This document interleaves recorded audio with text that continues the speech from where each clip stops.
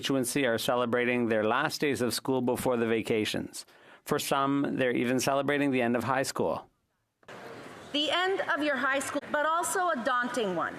For some, they may move on to post-secondary studies at CEGEP and then move on to studies at a college or university. Others may find their passion in the trades or in the workforce. Regardless, this is the start of the rest of your lives. To all graduates across Canada, I leave you with this. Never stop learning, whether it's in school, at home, at work, or in the community. Never lose your willingness and passion for learning. Education is the open secret to success. In its many forms, it is an essential part of our daily lives. Go into the world and do well. But more importantly, go into the world and do good. Merci, Monsieur le Président. Thank you, Mr. Speaker. The Honourable Member for Saint-Hyacinthe-Bagotte. Mr. Speaker, today is Indigenous Peoples Day, a day to celebrate the traditions and rich cultures of the First Nations and Inuit and the great debt we owe them. Quebecers recognize this debt and recognize that more needs to be done. The victims of residential schools, the murdered and missing women, the issues of access to resources. We need more than nice talk. We need concrete action. We need action, Mr. Speaker, and it's lacking, and we have a duty to act. But today, let's celebrate the beauty and diversity of Indigenous cultures. Let's discover their arts, their music, their ways of life. Let's take part in the many activities taking place all across Quebec. Let's reach out and get to know each other better. That's always the best path to true reconciliation. To all, happy Indigenous Peoples Day, with a special thought for the Huron-Wendat Nation, of which I'm a proud member. Thank you, Mr. Speaker. The Honourable Member for Outremont. Mr. Speaker, we're seeing an increase in hate speech and vitriol directed against the 2SL LGBTQI+ community in Canada. This is part of a global context where authoritarian regimes around the world are targeting LGBTQ communities with cruel and draconian laws for their own political gain. Here at home, we're fortunate to have many organizations standing up to fight hatred and discrimination, and I'd like to highlight the work of the Centre de Solidarité Lesbienne in my riding. But around the world and even in communities here in Canada, we've seen these displays come under attack and even get cancelled. In the face of this reactionary backlash, I am more than ever looking forward to once again marching alongside the community in the Montreal Pride Parade. J'encourage tous les I would encourage all Montrealers to join Pride in large numbers, to participate in this march of solidarity, and to express our commitment to love and equality. Thank you, Mr. Speaker. The Honourable Member for Peace River Westlock. Mr. Speaker, every week Canadians attend worship services across this country. I had the opportunity to visit the church, St. Joe's Church in Whitecourt recently, where they were hosting evacuees from across the country. Children were playing in the church hall, parents were consuming a meal that was put on by the community, and we thank the community for its support.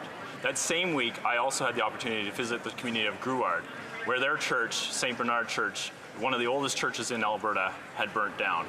The community members were gathered there, and they'd remembered the funerals, the baptisms, the weddings that had taken place in that community. This community is mourning. Mr. Speaker, since 2021, 68 churches across this country have burnt down. But do not fear, Mr. Speaker. Churches will continue to be places where people can gather, to come together, to worship, and to enjoy communion and fellowship. Thank you, Mr. Speaker. The Honourable Member for Yorkton Melville. January 4th, I was honoured to participate in the first Ribbon Skirt Day on Cody First Nation. Chief George, Isabel Kulak, and her parents, Chris and Lana, chose to come together with students and teachers at Kamsack Comprehensive School and Good Spirit School Division to offer forgiveness and reconciliation and ongoing learning experiences about their way of life. I was the only woman not wearing a ribbon skirt that day. They were beautiful and worn so proudly by all the women, daughters, and granddaughters. I didn't know what was expected and was apprehensive about possibly doing something inappropriate by wearing one. As we shared a meal following the ceremony and circle dance, Tribal Chief Isabel Ossoop said, "Hey Kathy, you need a ribbon skirt." Today, my colleague and I wear our ribbon skirts in the House of Commons as we join all First Nations, Inuit, and Métis across Canada in celebrating their cultures, histories, and heritages on National Indigenous People Day. The honourable member for London North Centre. With ALS. One is a constituent, Matthew Brown, and how moved he was when recently his 13-year-old son, Colin, organized a walk at his school. That walk is for research funds and for equipment. Colin epitomizes youth leadership in this country. At the most trying time that his family has experienced, no doubt, there he is on the front lines helping his father and helping those with ALS. And to Matthew, to another issue that is close to his heart. I was so pleased to see recently that the Pan-Canadian Pharmaceutical Alliance has successfully concluded negotiations for the drug Albrioza. I hope provinces and territories will now follow suit and make a positive decision so that the drug can be eligible for reimbursement under public health plans. It's an incredible story, an incredible family. I wish them all the very best at this very difficult time, Mr. Speaker. Thank you very much. The honourable member for Stevenson, Richmond East. Speaker, as we near the end of our session, students across Canada are graduating and opening a new chapter in their young lives.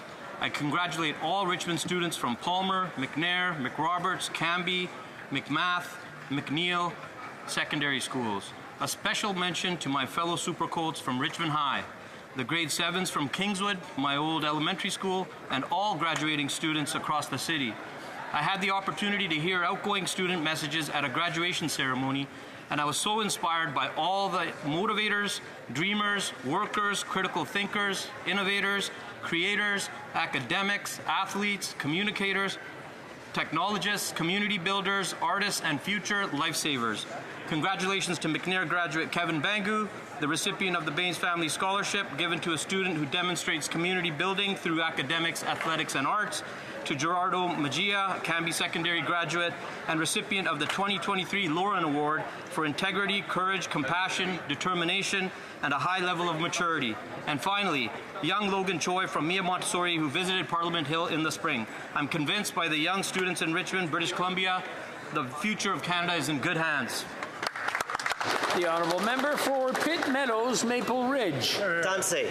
Today is National Indigenous Peoples Day, a day to celebrate and honor the cultures and contributions of more than 1,800,000 First Nations, Métis, and Inuit people.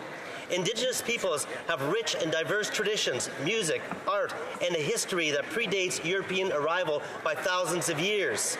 The Indigenous peoples of Canada were integral to the development and overall prosperity of this nation.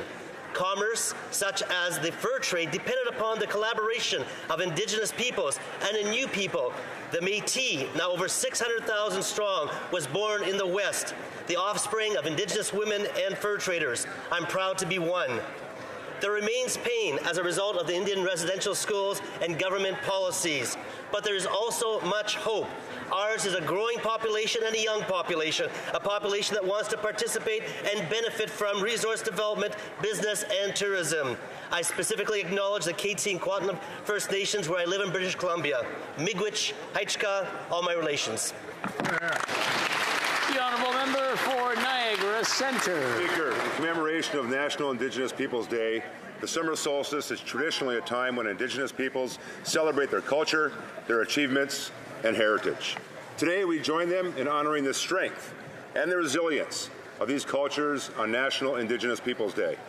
This symbolic time of year represents optimism, light, and reflection. Reflection, Mr. Speaker, on our colonial past and optimism towards rebuilding the broken relationships through reconciliation and trust. In Niagara, the Footeray Native Friendship Centre, along with the Niagara Regional Native Centre, will be hosting festivities and telling stories today. I encourage all people of Turtle Island to go out and participate in their local community gathering today, to strengthen their community relationships and foster a brighter future, all tied together by trust and togetherness. Happy National Indigenous Peoples Day.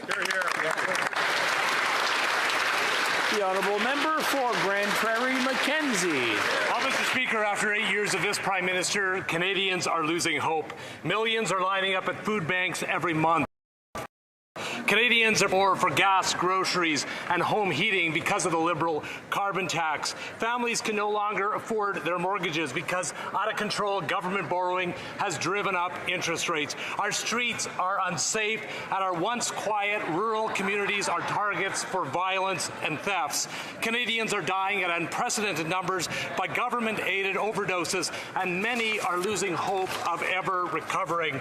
But the good news is, Mr. Speaker, it doesn't have to be this way. Conservatives have a positive plan that will allow every Canadian to get ahead. We will bring forward powerful paychecks, bring home safer streets, bring home lower prices, bring home recovery for our loved ones, and bring home freedom for every Canadian. Your home, Mr. Speaker, my home, our home, friends, let's bring it home. The honourable member for Kelowna Lake Country. Mr. Speaker, food, fuel, and housing are basic necessities of everyday life. Carbon tax increases are increasing inflation and raising the cost of basic necessities. After 8 years, the Liberals refuse to see the light on how their inflationary carbon tax has made life unaffordable for many families while doing nothing for the environment. After 8 years, Canada now ranks 58th out of 64 countries on climate performance according to the Climate Change Performance Index. The Liberals have a tax plan, not an environmental plan. The cost to Canadians has been enormous. Yet the Liberals, not happy with just Carbon Tax 1, now have Carbon Tax 2 coming on July 1st. Happy Canada Day with a new tax from the Liberals. Carbon Tax 2 will cost the average household over $1,100 per year once fully implemented. The combined carbon taxes will cost families 61 cents on every litre of gasoline. Conservatives will axe the carbon taxes and protect our environment through technology, not taxes, and give families hope. The honourable member for Hochelaga. Mr. Speaker, this Saturday, June 24th, the ground in my riding of Hochelaga will be trembling with the dance steps of all those celebrating our Fête Nationale. Across Quebec, we'll be celebrating Saint Jean-Baptiste Day. This year, the people of Quebec are highlighting their love of dance and its place in Quebec culture. So whether you're a fan of a jig, square dance, modern jazz, or ballet, let's join in the dancing and celebrate with joie de vivre. Quebec is a strong and welcoming nation, open to diversity and proud of its heritage. Through dance, we honor our traditions that are rooted in the past, yet evolving with the times. We celebrate an inclusive Quebec where all are welcome. The member, I'd also like to pay tribute to Michel Côté, who will receive the Order of Quebec. He's one of the dominant figures in our pop culture, and he inspired a whole generation of Quebecers. Thank you, Mr. Speaker, and happy Fête Nationale. The honourable member for Churchill, Kiiwetinoong-Aski. Mr. Speaker, on this National Indigenous Peoples Day, we join in celebration and are reminded of the need for federal action on reconciliation.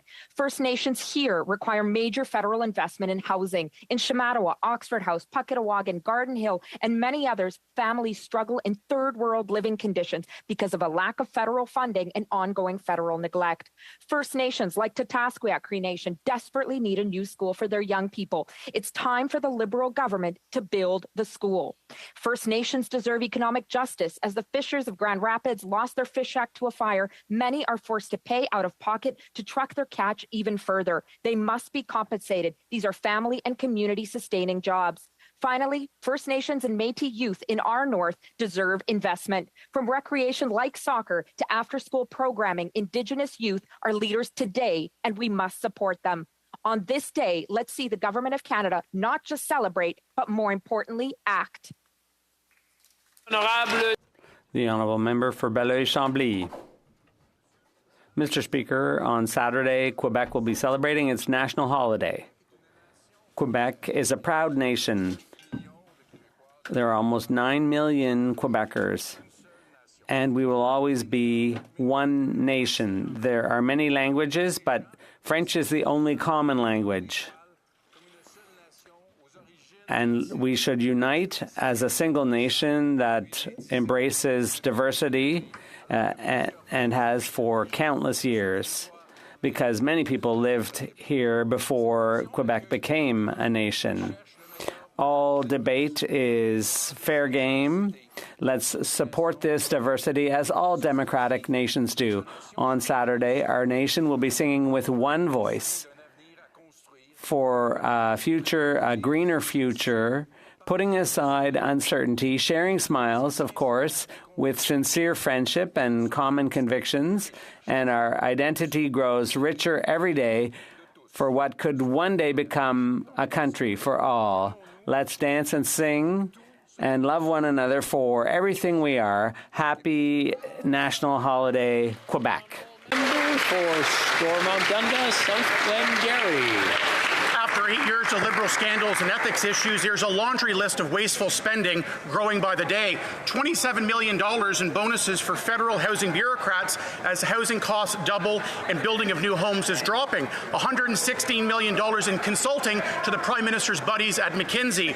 $210 million to the Asian Infrastructure Bank that we will never see again after the Liberals admit it's being controlled by Beijing. $54 million for the Arrive Scam app. And how can we forget the stunning $4.6 billion in COVID program abuse the Liberals just couldn't be bothered to recover. After 8 years, the wasteful spending has added to endless Liberal deficits and painful inflation, and now skyrocketing interest in mortgage rates for Canadians who are struggling to get by. Conservatives will bring down inflation, get our spending under control, and scrap the Liberal tax hikes punishing Canadians. After all, Mr. Speaker, it's just common sense. Let's bring it home. The honourable member for Orleans. Mr. Speaker. The beginning of graduation of our grade 12 students, and I want to take a moment to congratulate the 1,821 graduates from Orleans 10th High Schools. I was at Gisèle Lalonde Public Schools graduation this morning, where I had the privilege of presenting the Governor General's Medal to Anaïs Gibbings. Congratulations to the class of 2023. Mr. Speaker, I'd also like to pay tribute on behalf of all members here in the House and all the staff. I'd like to pay tribute today to Nora Daigle, a constable at Parliament for over 20 years, who is retiring soon. Nora has deeply marked us all with her unfailing dedication and constant smile. As a former boxer, she embodies strength and determination, and her passion for photography and fine wine adds a touch of elegance to her personality. We wish her a long and happy retirement, and we thank her warmly for all her hard work. Thank you.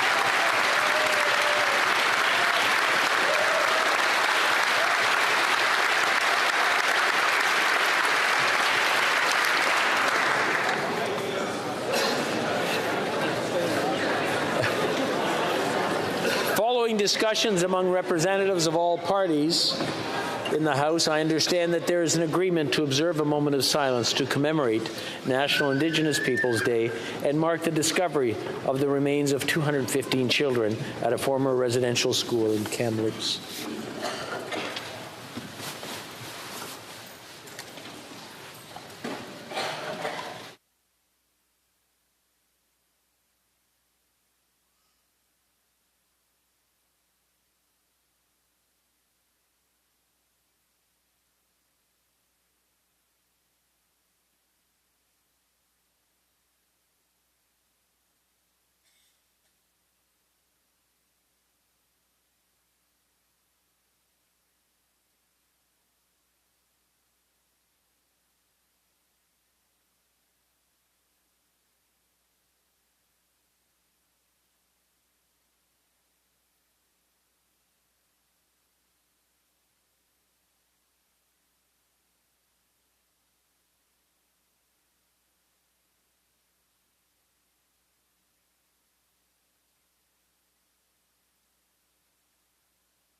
Thank you. Merci.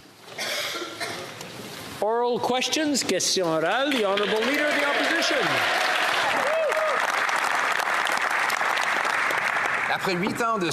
After 8 years of this Prime Minister and his anti-building and inflationary policies, housing costs have doubled. In Quebec, in 1 year, average rent increased by 19% in some regions. It went up by 44% in Vancouver. In British Columbia, about 100,000 people could be on the streets because of rent increases. Will the Prime Minister finally inverse his anti-building and inflationist policies that have caused this housing crisis? The Right Honourable Prime Minister. If the Leader of the Opposition were to take this subject seriously, then he would have supported our measures. Our plan seeks to work with municipalities by investing $4 billion, for example, to accelerate approvals for home building, to create 100,000 new homing units, bridging infrastructure investments in housing, helping Canadians to save in order to buy their first house, offering assistance to first home buyers. We continue to be there to help housing. The Honourable Leader of the Opposition. Takes 25 years for the average Torontonian to save up for the average down payment on a house. Used to be you could pay off the mortgage in 25 years. Now that's what it takes just to get a down payment after this Prime Minister's anti-construction inflationary policies have doubled the cost of housing. He's done this with deficits that drive up interest rates and drive down salaries, and with funding bureaucracies that block home construction. Will he reverse the policies that caused the housing crisis so that Canadians can put roof overhead? The Right Honourable Prime Minister.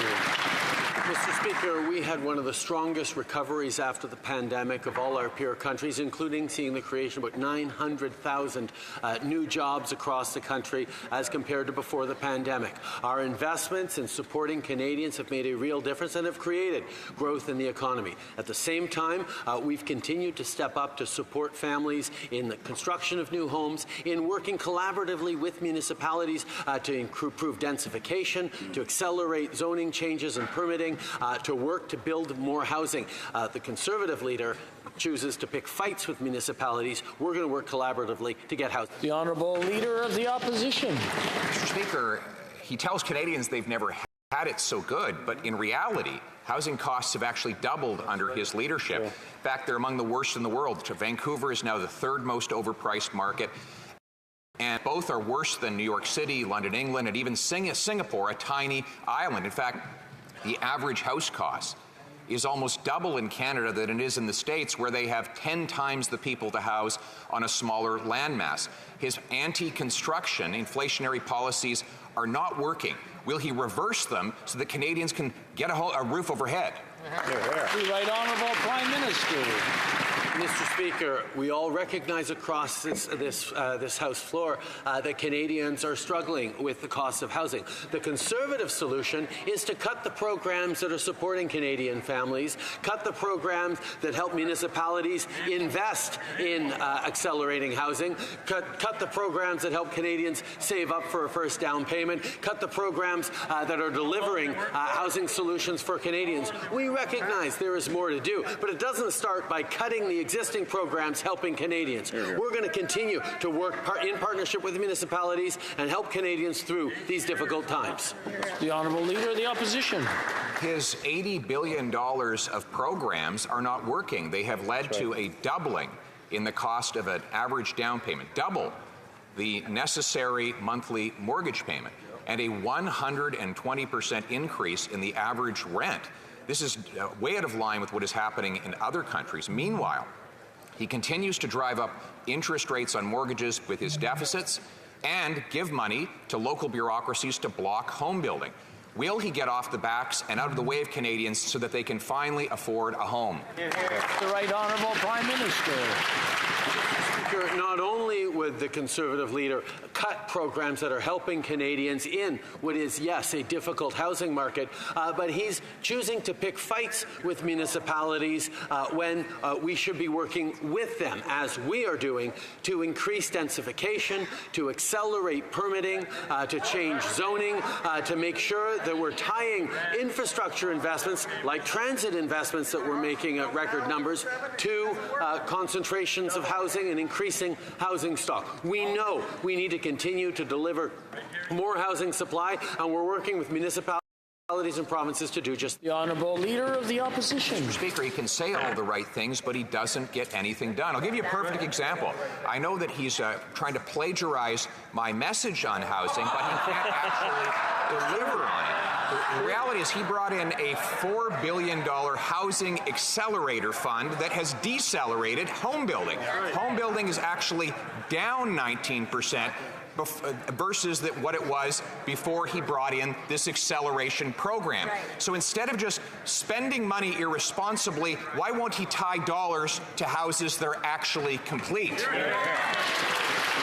Right Honourable Prime Minister. Mr. Speaker, I'll certainly accept the compliment that we're saying all the right things, and I'll add to it because we are doing the right things, Mr. Speaker. As we step up with the first-time home buyers tax savings tax-free account, as we work with municipalities to deliver on accelerated housing construction in partnership and the kinds of ways that we get things done, instead of picking fights like the Conservative Conservative leader continues to do, and we will continue to deliver on helping Canadians through these difficult times.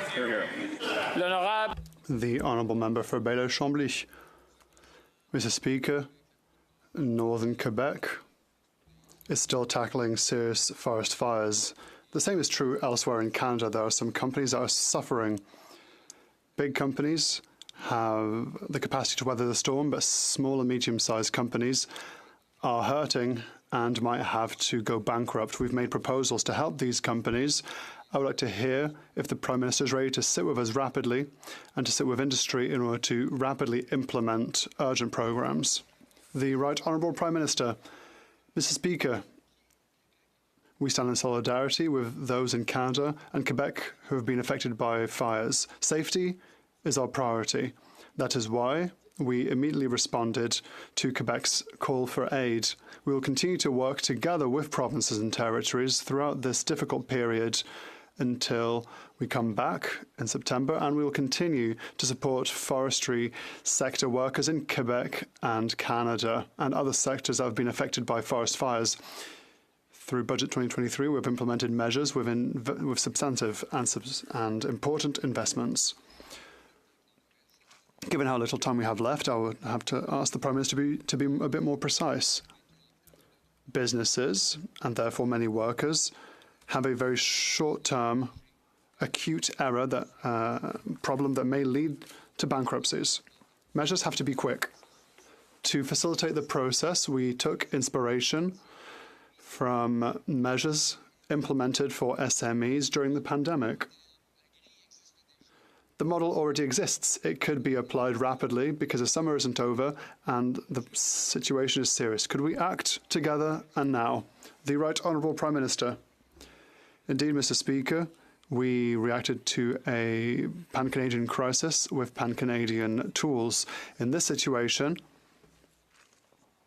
these are companies in a number of provinces that have been affected, and that is exactly why we are working with the provinces in question. The Quebec government knows full well that Canada will be here as a partner, including through our assistance programs for disasters that they will be able to use. We will be there and we will work with the government of Quebec, and we will all be here to help local companies. For Nunavut. This morning, I was honored to attend the raising of the survivors' flag. I thought of Monica Ituksakjak, Ernie Bernhardt, Marilusi Uvilok, and the late Mary Yus Tungilik, and especially my mom, Carmen Idlaut, who survived these horrible institutions. Survivors without intention pass on trauma to the next generations. This government's inaction allows intergenerational trauma to continue. When will this government act to ensure that future generations can live with pride, dignity, and respect? The Right Honourable Prime Minister. I thank the honourable member for being there at this important celebration this morning. I was touched to see so many people there as well, because today, June 21st, is a celebration of Indigenous language, culture, as at the same time we recognize the terrible intergenerational traumas and the impacts of residential schools. So it is with mixed feelings that we continue to work together in partnership with Indigenous communities across the country, whether it's on housing, whether it's on health, whether it's on resolving land claims and continuing to support Indigenous leadership. We will continue the path of reconciliation in partnership as we have for the past 7.5 years. The Honourable Member for Nunavut. All I heard is empathy. What Indigenous peoples need is action. Brasileiros is still waiting for this government to fulfill their promise to build the mercury poisoning care home in Brasileiros after decades of toxic drinking water. Just like the countless First Nations across this country, they are left waiting for this government to keep a promise they made years ago. Indigenous peoples have heard empty words for decades. Will this government finally deliver the treatment center that Brasileiros desperately? The Right Honourable Prime Minister. Mr. Speaker, we've been working with Indigenous communities right across the country on responding to their needs. The situation in Grassy Narrows that has gone on for far too long is one that we continue to engage in, working closely with local leadership. Moving forwards on giving the kinds of supports necessary. We recognize the scale of the challenges across the country, and we will continue to walk the road of reconciliation in partnership in meaningful, serious ways, as we always have. The Honourable Leader of the Opposition. The Prime Minister expects to be judged on his promises rather than his results. The results are these. 8 years ago, housing was affordable, taking a modest 40% of average income to pay mortgages on an average house, something that's now up to 60%. Wow. The average cost of a house has nearly doubled. The cost of a mortgage payment has doubled. The cost of monthly rent has doubled. It's double trouble after 8 years of this Prime Minister. Unfortunately, he wants to keep doing what caused the problem in the first place. Will he instead stop funding gatekeeping that blocks construction and bring down the deficits that are driving up mortgage rates? The Right Honourable Prime Minister. It's interesting that the member opposite talks about what happened 8 years ago, because when we formed government, we realized that the previous federal government had done nothing on housing for close to 10 years. They had removed the federal government from any leadership role or partnerships around housing which is part of why we've faced real challenges over the past decade in responding to the growth and needs of housing across this country, which is why we also put into place in 2017 a national housing strategy that has led millions of Canadians to get into new residences and refurbished homes across the country, why we've continued to invest and step up. The Honourable Leader of the Opposition. Mr. Speaker, his main criticism seems to be that the previous Conservative government didn't hold enough meetings. Or spend enough money. What we actually delivered was affordable housing. The average house cost $450,000 at the time. The average rent back then was about 50% of what it is today. And Mr. Speaker, now Canada has the fewest houses per capita in the G7.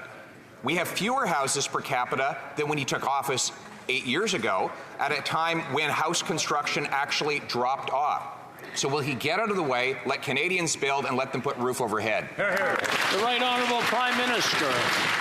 Mr. Speaker, we all remember well that the previous Conservative government didn't spend enough money investing in Canadians, didn't support our veterans, didn't support builds in infrastructure, cut and slash programs, cut programs for seniors and for youth, raised the retirement age to 67 so that they could balance the budget in a fictional way for an election. Canadians saw through that and had them lose that election, Mr. Speaker. And we've stepped stepped up to continue to invest in Canadians, continue to invest in housing, continue to invest in supports that have seen the economy grow, Mr. Speaker, have seen record job creation and record numbers of people live. The Honourable Leader of the Opposition.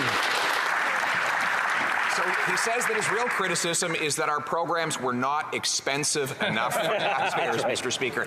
The fact is, it's bad enough for him to fail. It's even worse for him to fail expensively, and that's what he's done. He does have an $80 billion housing program that has left us with the fewest houses per capita in the G7, even though we have the most land to build on. Fewer houses per capita than when he took office.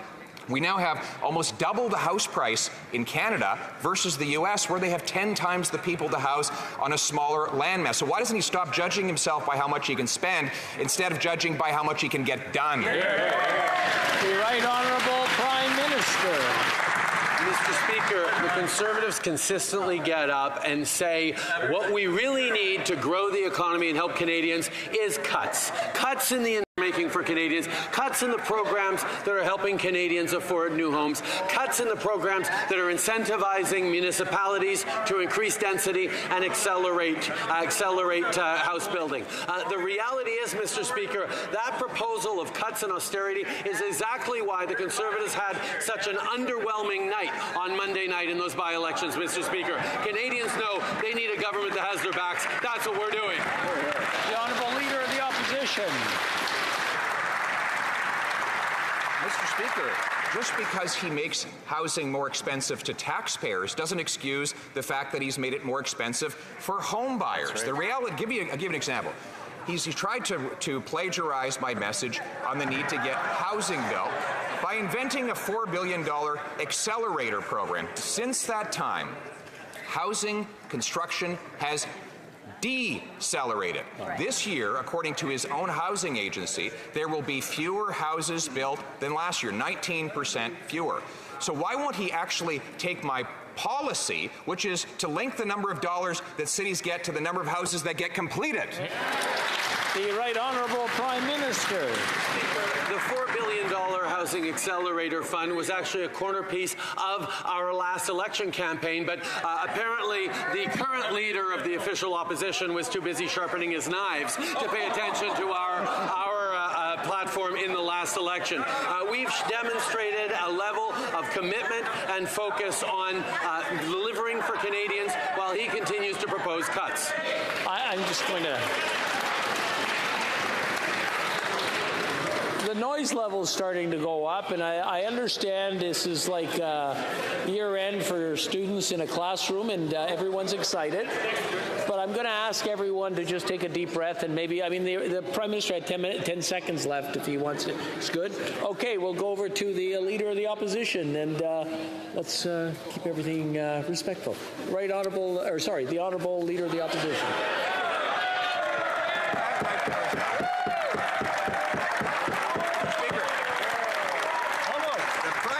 Says there's no room for savings in his sumptuous government spending. Well, I found some. For example, he gave CMHC $26 million in bonuses for making housing less affordable. He paid $181,000 for the Governor General's travel, $116 million for McKinsey, a company that supports him but actually helped cause the opioid crisis, $54 million for the ArriveCan app, $6,000 for one night in a hotel for the Prime Minister. Doesn't he think we could pass on that spending and put the money back in Canadians' pockets? The Right Honourable Prime Minister.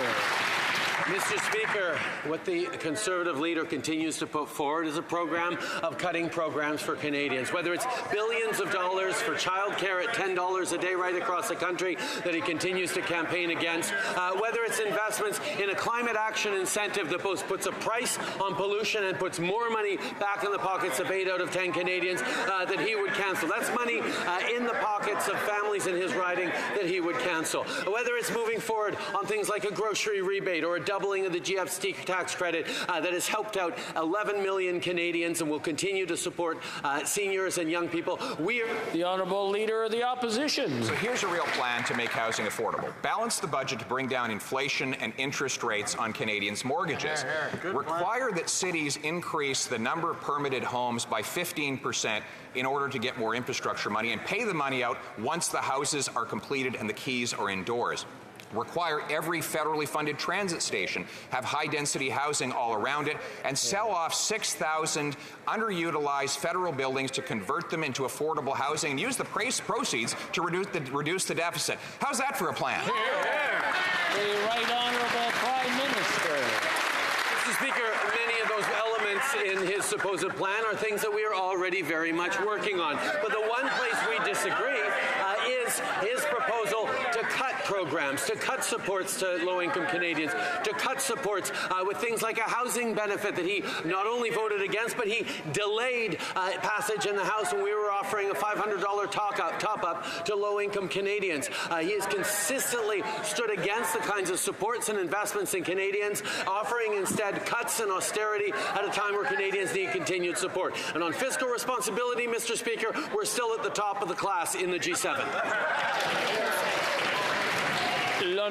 The Honourable Member for Repentigny.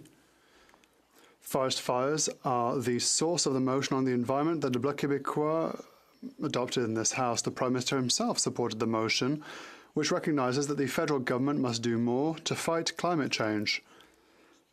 I'd like to remind him of how he voted before we start talking about oil.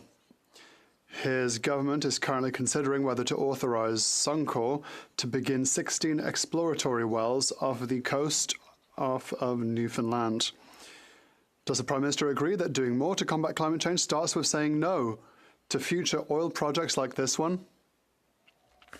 The Right Honourable Prime Minister. Mr. Speaker, we're not approving drilling on Anticosti Island. We're defending our fight against climate change, reducing greenhouse gases, and we continue to be here to recognise that we need oil for a little while longer. This balance has allowed us to reduce greenhouse gas emissions for the first time in Canadian history. We are reaching our Paris Agreement and Glasgow Agreement targets. We will continue to show leadership and responsibility by creating economic growth for everyone. The Honourable Member for Avignon-Métis-Matane-Matapédia. Mr. Speaker, we tabled that motion to end our session on a consensus. We have to do more to make sure that natural disasters don't become a normal thing. We have to make difficult decisions to do so. Everyone knows that the main accelerator of climate change is fossil fuels, but the federal government allows oil companies to continue drilling and exploring. We need to reduce production, but Ottawa is still thinking about increasing production. Can the Prime Minister say that at least new oil projects are coming to an end? The Right Honourable Prime Minister. The imperative thing is to reduce greenhouse gases that lead to climate change, and we have shown our capacity as a government to do so, to reduce greenhouse gas emissions that Canada is responsible for, and we continue to do so. We know that the world still needs energy, and that is why we are investing in hydrogen, in nuclear energy, in wind energy, in solar energy, and in many different opportunities to create the energy that the world will need towards net zero. Until then, we are still here to try and reduce our gas emissions linked to fossil fuels. The Honourable Leader of the Opposition. Instead of removing bureaucratic obstacles to allow Quebec to build a greater number of green hydroelectric projects, the Prime Minister and the Bloc want to impose a second carbon tax on Quebecers that will increase the cost of gas by 20 cents per litre. This will also increase the cost of food because farmers and producers will have to pay more for energy in order to produce this food. Instead of harming consumers in Quebec and Canada, why not remove barriers so that Quebec can create even more green electricity? The Right Honourable Prime Minister. Once again, the leader of the Conservative bloc, or the Conservatives rather, shows that he knows nothing about what's happening in Quebec. There's no first price on pollution in Quebec from the federal government because they have their own approach. And second of all, in Budget 2023, we've put forward a proposal to give huge tax credits to create green energy in Quebec and throughout the country.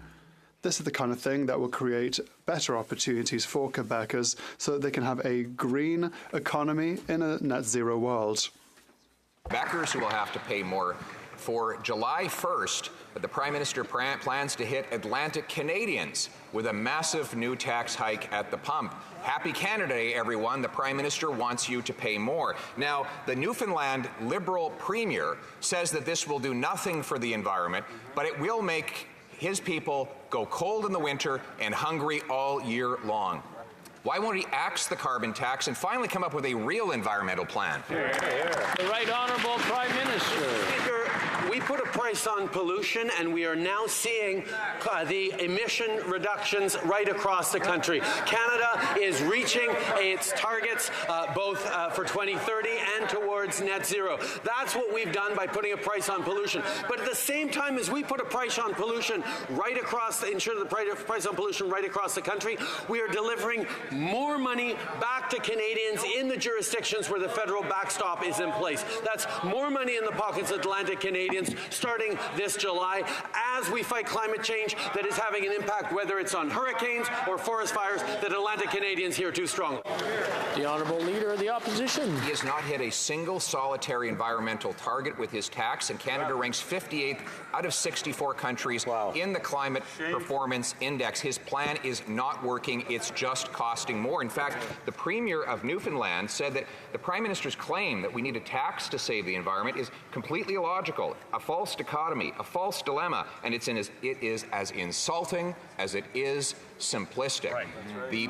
The unanimous opinion of Atlantic premiers is that this tax will hurt their people without helping the environment. Why won't he axe his plan to raise gas prices by 61 cents a litre? The Right Honourable Prime Minister.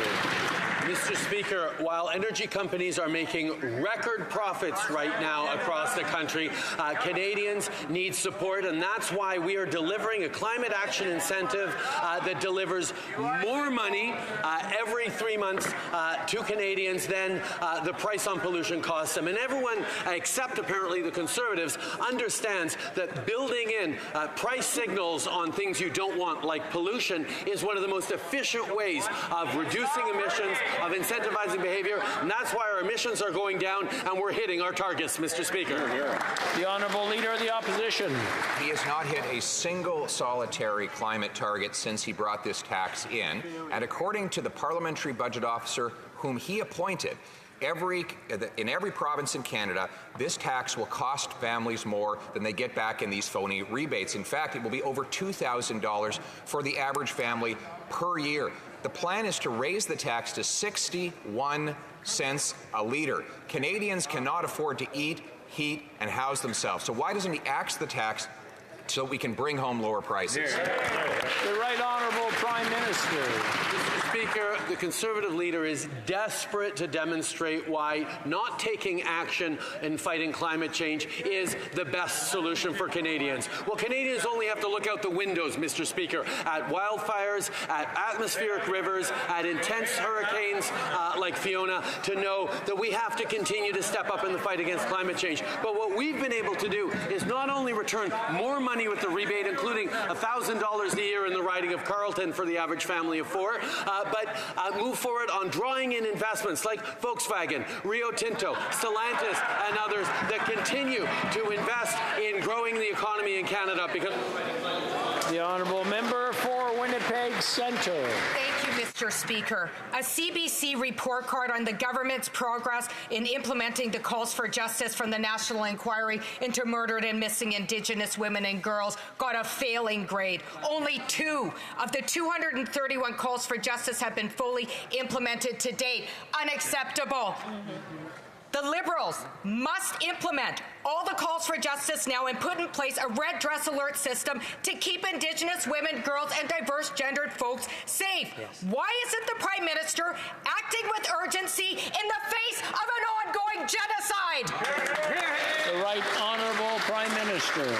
Speaker, our hearts are with survivors and families of missing and murdered Indigenous women, girls, and 2S LGBTQI+ people. Addressing this ongoing violence requires living up to our goals as a country and all the calls for justice. We're taking a whole-of-government approach, $125 million to implement the National Action Plan for MMIWG. We've appointed a special rep to consult on the creation of an Indigenous and human rights ombudsperson, $4 billion to support Indigenous housing needs, and we're working to implement a red dress alert. We agree, Mr. Speaker, there's always more to do, but we are taking this seriously and working in partnership with Indigenous peoples right across the country. Hear, hear. The Honourable Member for Winnipeg Centre. Enough with the platitudes, Mr. Speaker. We need action now. This Prime Minister acknowledged this as an ongoing genocide. This House unanimously recognized the violence against Indigenous women, girls, and diverse gendered folks as a Canada-wide emergency. And almost 4 years since the national inquiry, only 2 calls to justice have been addressed. When will the Prime Minister implement the red dress alert and the remaining calls to justice? We are a target. Our lives are on the line. Our lives matter, Mr. Speaker.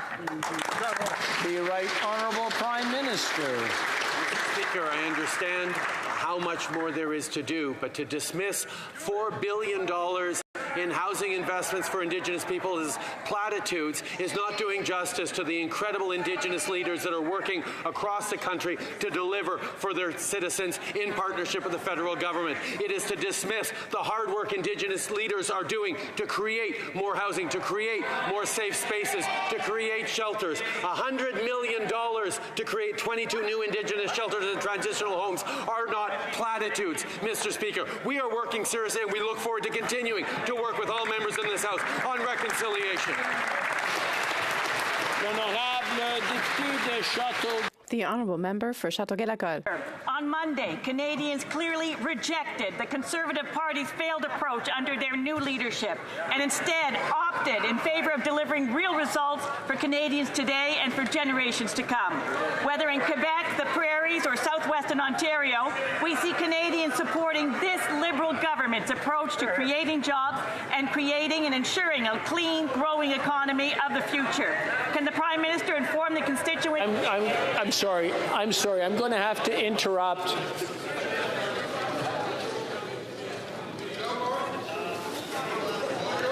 I didn't hear any questions.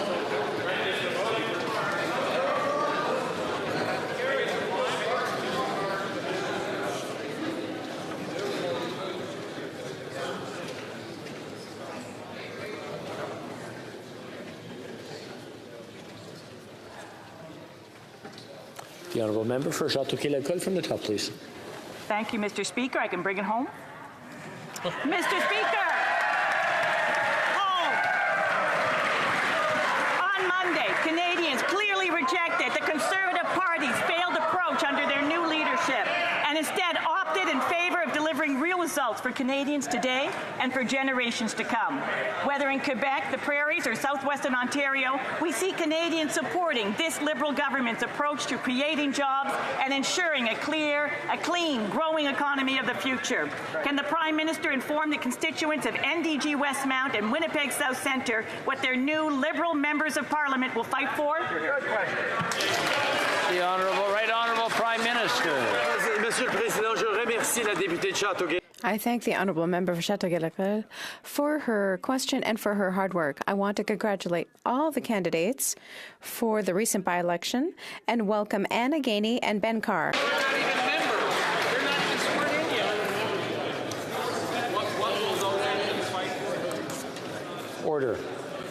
The Right Honourable Prime Minister from the top, please. Monsieur le Président, je remercie la députée de Châteauguay. Mr. Speaker, I thank the member for Châteauguay-Lacolle for her question and for her hard work. I'd like to congratulate all of the recent by-election candidates and welcome Anna Gainey and Ben Carr to this House. Ontario, Manitoba had a choice between the Conservative Party's divisive rhetoric, austerity, and cuts, or our plan to continue to strengthen the middle class, make life more affordable, fight climate change, and so much more. Now, there's a lot more hard work left ahead of us, and our team will be even stronger with these two new strong voices in Ottawa. The honourable Leader of the Opposition. Monsieur le Président, les augmentations. Mr. Speaker, the extreme increase of interest rates is unprecedented. It was caused by the inflationary deficits of this government.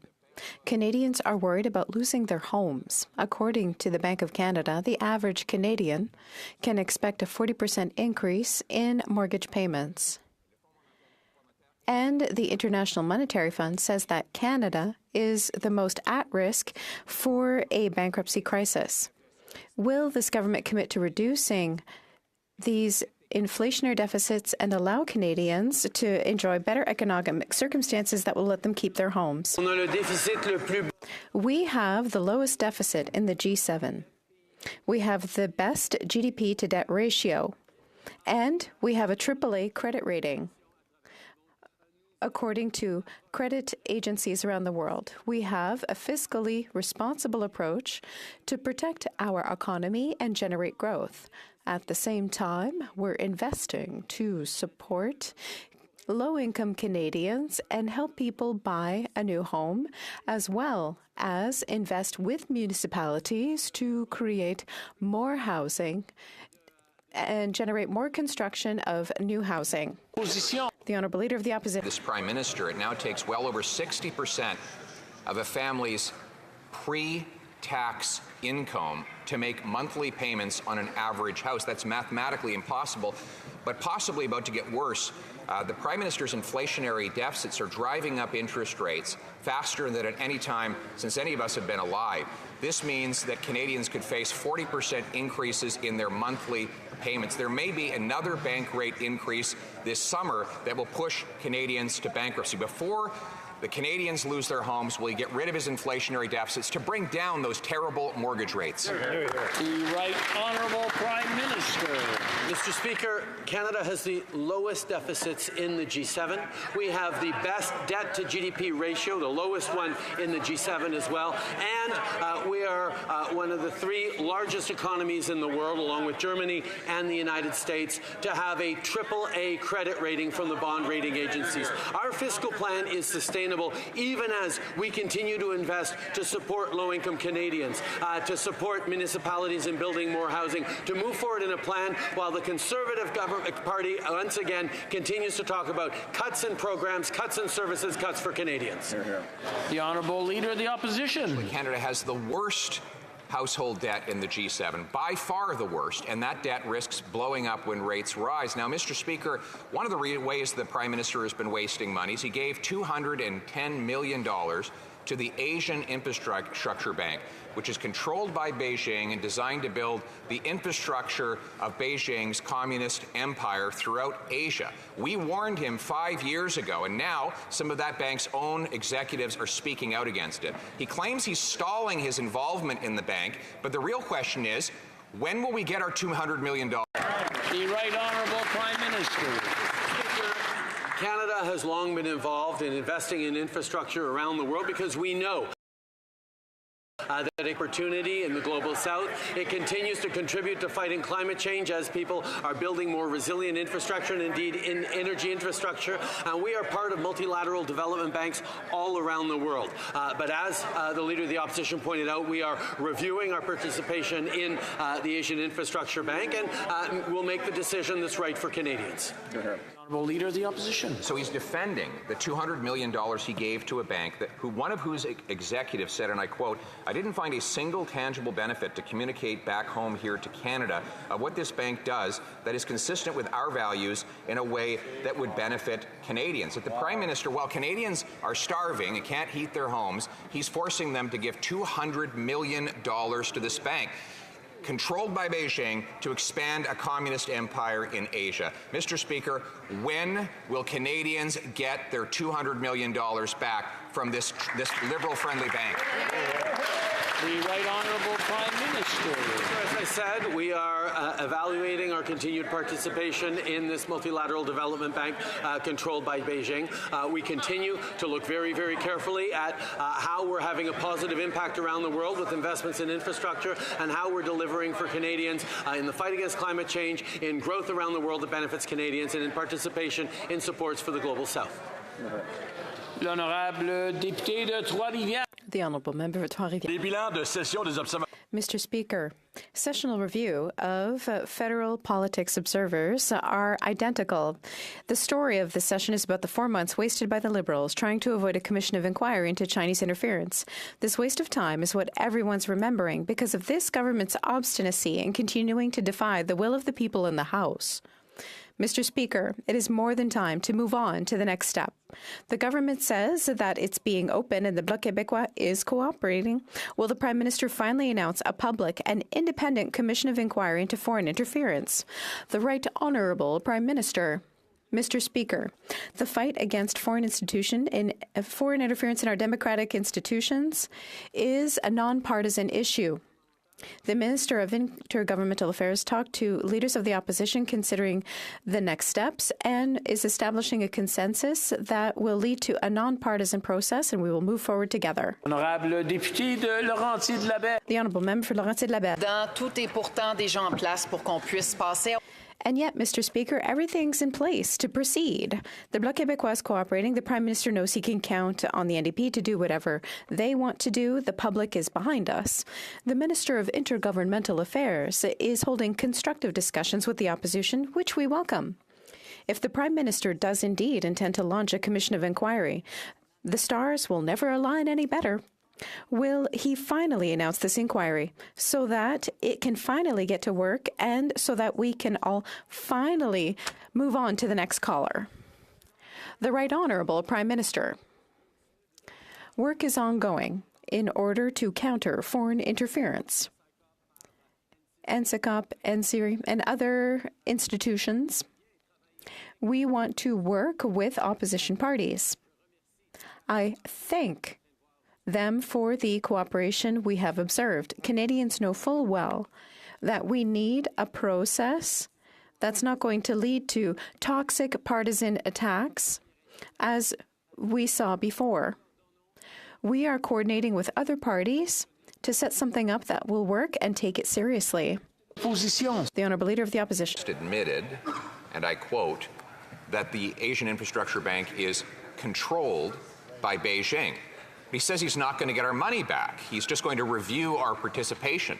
While Canadians can't afford to eat, heat, or house themselves, he's forcing them to give almost $250 million to this Beijing-backed bank. So once again, je pose la question, est-ce que I ask the question once more. Will the Prime Minister get our money back from this bank, which he admits is controlled by Beijing? The Right Honourable Prime Minister. Mr. Speaker, our commitment to the construction of infrastructure throughout the world, especially in emerging countries in the South, means that we make investments for roads, for power plants, and for other projects in the South. We will continue to do so.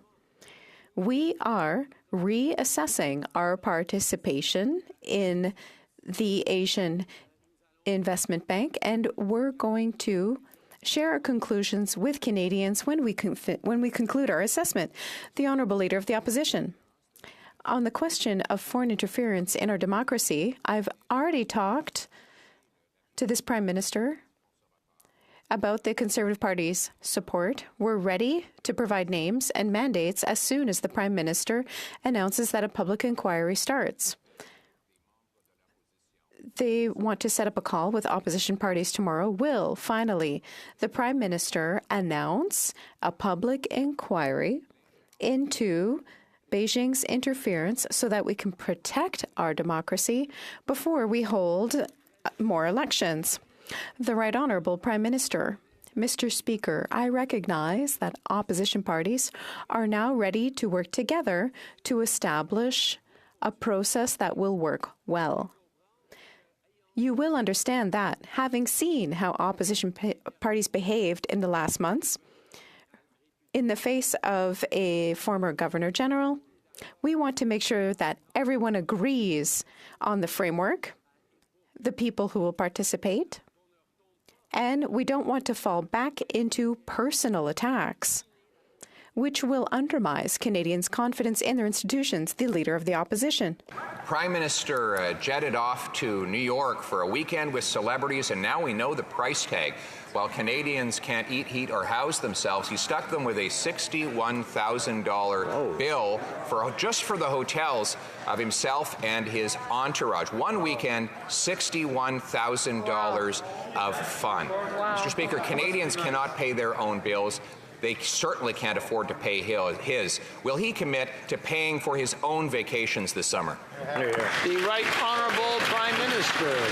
Mr. Speaker, I was pleased to be in New York to meet with Ursula von der Leyen to engage in important conversations about the future of our economy, of the fight against climate change. These are things that matter. It was a midweek trip, and I actually happen to know that former Prime Minister Harper was also attending meetings at the same time we were down there with the same organization. These are things that matter in terms of Canada's leadership in the world. It matters in terms of outcomes for Canadians. We will continue to do the work that Canadians expect of this government to lead on the global stage. The honourable member for Kings Hants.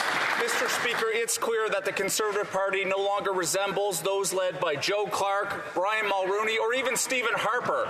The Leader of the official opposition is taking the Conservatives into the ditch on the far right to outflank Max Bernier by spewing conspiracy theories about the World Economic Forum, supporting candidates against reproductive rights and promoting hate against LGBTQ+ communities. It's the same playbook we've seen in the United States.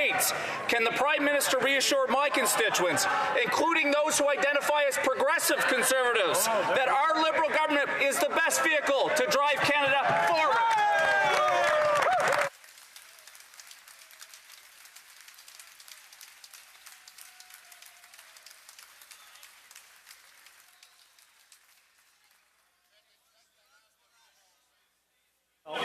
I'm sorry, I just wanted to double check on that. Does not qualify as a question. The Honourable Leader of the Opposition.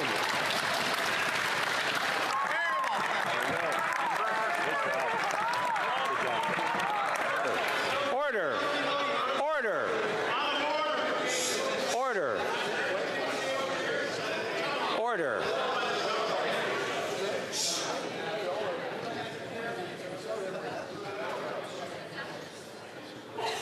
The Honourable Leader of the Opposition.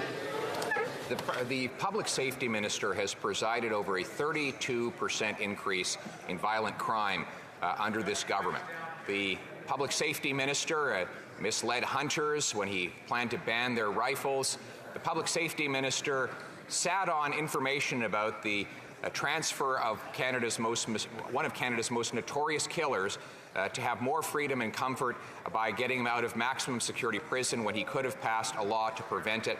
Will the Prime Minister commit today to firing his incompetent public safety? The Right Honourable Prime Minister. Leader talks about freedom, but he's all talk, no walk on freedom when he handpicks candidates who want to take away Canada's freedoms. So let me be very clear. In Canada, everyone has the freedom to love whom they love. Everyone has the freedom to choose what they do with their own bodies with safe access to abortion. And I'm sorry, it's starting to get noisy in here again, and we're getting close to the end, and I'm wondering whether I start bouncing around with whatever's left. But look, I think everybody's excited to get out of here, and I understand that. So let's start again from the top, and I want everyone to just take a deep breath and listen to each other. Listen to the question and listen to the answers. The Right Honourable Prime Minister from the top, please. Mr. Speaker, the Conservative leader is all talk, no walk when it comes to freedom, when he handpicks his candidates who want to take away Canadians' freedoms. So let me be very clear. In Canada, everyone has the freedom to love whom they love. Everyone has the freedom to choose what they do with their own bodies with safe access to abortion. And everyone has the freedom to move safely in their communities without damaging blockades. On this side of the House, Mr. Speaker, and in our candidates, we will always stand up for Canadians' freedoms. The Honourable Leader of the Opposition.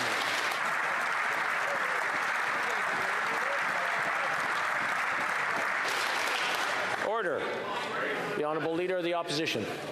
The only thing he has done is free Paul Bernardo from a maximum security penitentiary into relative freedom in a place where he can have access to other people, where he has more comforts and more can put guards in danger. Now, the Prime Minister interfered with Corrections Canada's decisions by introducing Bill C-83 that allowed this kind of transfer to go ahead.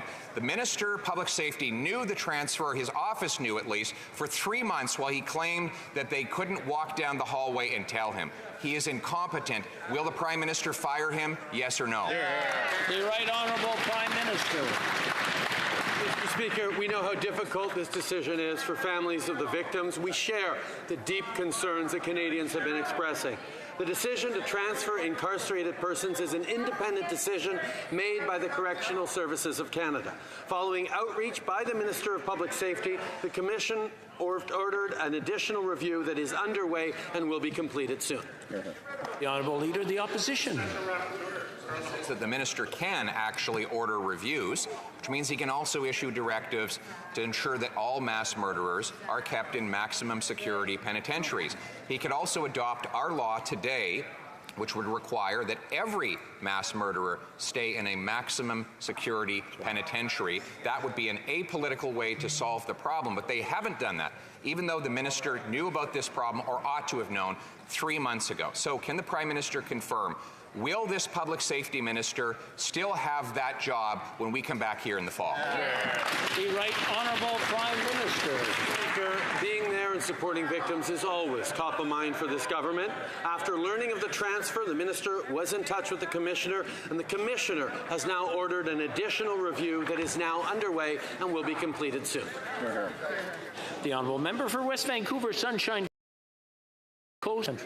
Mr. Speaker, today on National Indigenous Peoples Day, we recognize and celebrate the important contributions of Indigenous people to our country, as well as the diverse culture, language, and heritage of Indigenous peoples. In my riding, I think of the work of the Lil'wat Nation to restore language through their education programs, the Sechelt Nation becoming the first self-governing nation in Canada and obtaining justice for day scholars, and the transformative developments of the Squamish Nation with the Sanok housing development in a way that highlights their heritage. While much work has been done on the road to reconciliation, much remains to do together. Can the Prime Minister please update this House on the forthcoming release of the UN Declaration of the Rights of Indigenous Peoples Action Plan? The Right Honourable Prime Minister. Mr. Speaker, I want to thank the member for West Vancouver Sunshine Coast, Sea to Sky Country for his question and his hard work. Today, on National Indigenous Peoples Day, we released our action plan to implement the UN Declaration on the Rights of Indigenous Peoples Act, developed in partnership with First Nations, Inuit, and Métis. The Conservative leader voted against that bill and associated himself with those who deny the realities of residential schools. Mr. Speaker, Canada cannot go backwards. We must always choose to confront the truth and strive to right these wrongs. The Honourable Member for Edmonton-Griesbach. In Edmonton, 58% of those currently houseless identify as Indigenous. Under the Liberal government, Indigenous people are now 11 times more likely to use a shelter or live in inadequate homes than non-Indigenous people. New Democrats have been calling on this government to address the housing crisis First Nations, Inuit, and Métis communities have had to deal with. So when will this government finally start to invest properly in a for Indigenous, by Indigenous housing strategy so that everyone can live with safety and dignity? The Right Honourable Prime Minister. The answer is when? In Budget 2023, that's exactly what we did. We committed to working with Indigenous peoples to co-develop an urban, rural, and northern Indigenous housing strategy. Budget 2023 includes an additional investment of $4 billion in this Indigenous housing strategy, on top of the $6.7 billion since 2015. Housing remains a top priority as part of reconciliation, and we will continue to work with partners on this right. The Honourable Member for Spadina, Fort York. Mr. Speaker, Canada Day is quickly approaching, and to celebrate, the Liberal government is giving the gift to Canadians of another tax, the clean fuel regulation. But the only thing being cleaned are Canadians' pocketbooks, as independent analysis has found that it actually increases net greenhouse gas emissions, and this time with no rebate.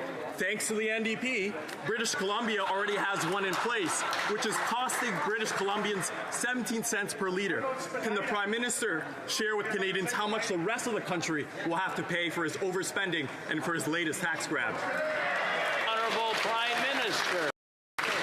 Canadians have seen across the country, whether it was Hurricane Fiona on the East Coast, whether it's forest fires raging across the country with greater intensity than previous years, or whether it's the atmospheric river BC was hit with just a few years ago, the cost of inaction on climate change would be cataclysmic. That's why we put forward a price on pollution that is bringing down our emissions and going to allow us to reach our targets at the same time as we put more money back in the pockets of Canadians with the climate action incentive 4 times a year. Mr. Speaker, we are supporting Canadians while we fight climate change. This is all the time we have for question period today. C'est tout. We're going to come. We'll come to the point of orders in a moment. I have a list of point of orders, so we've put them all on the list. We see you out there. But first, following discussions among representatives for all parties in the House, I understand that there's an agreement to observe a moment of silence to honour the Royal Canadian Air Force members who were injured and lost their lives near Petawawa. J'invite les honorables députés de se lever. I invite honourable members to stand.